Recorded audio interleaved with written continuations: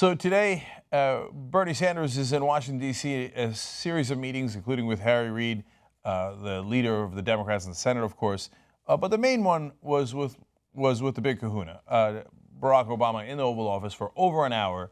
They met, and afterwards, Bernie Sanders came out and gave a small statement.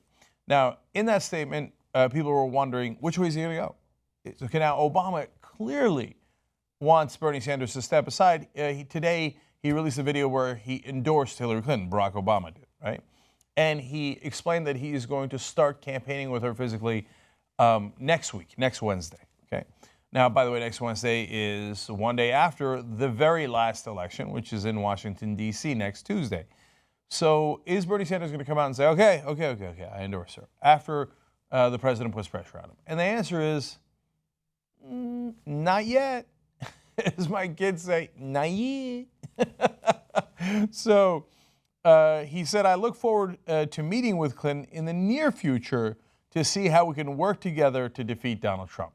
Now, that is obviously a different tone than what we heard after the California elections this Tuesday.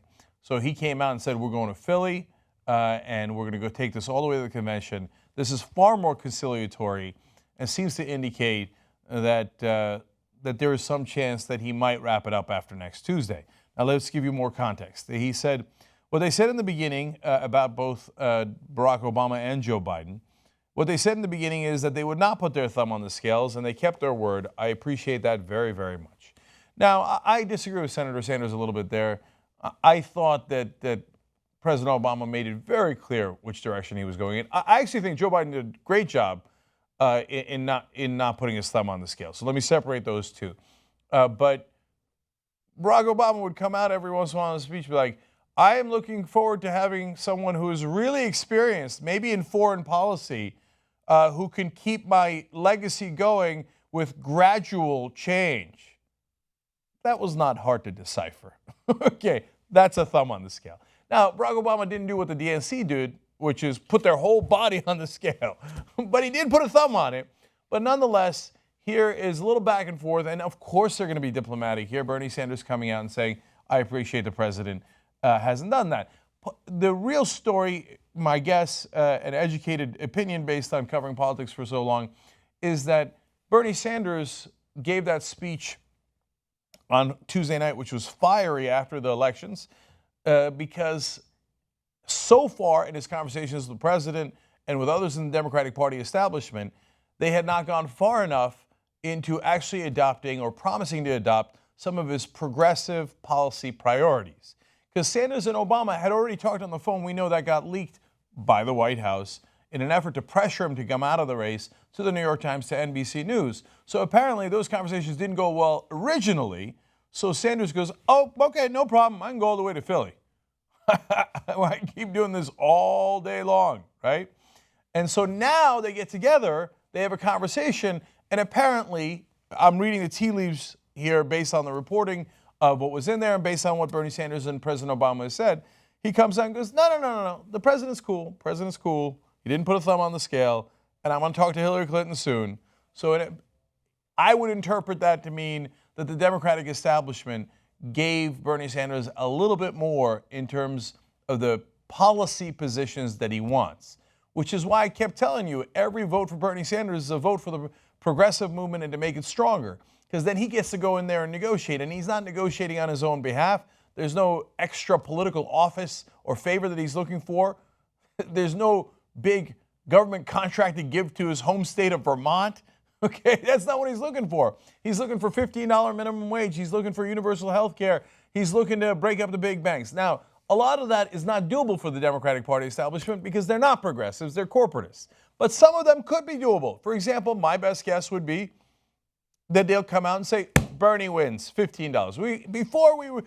Obama was saying $10 minimum wage, even though right now it's $7.25, and he thought that was a big deal to move it up to $9, then $10. Hillary Clinton was saying $12. Now my guess is they'll come out and say $15 because that's the easiest one to do.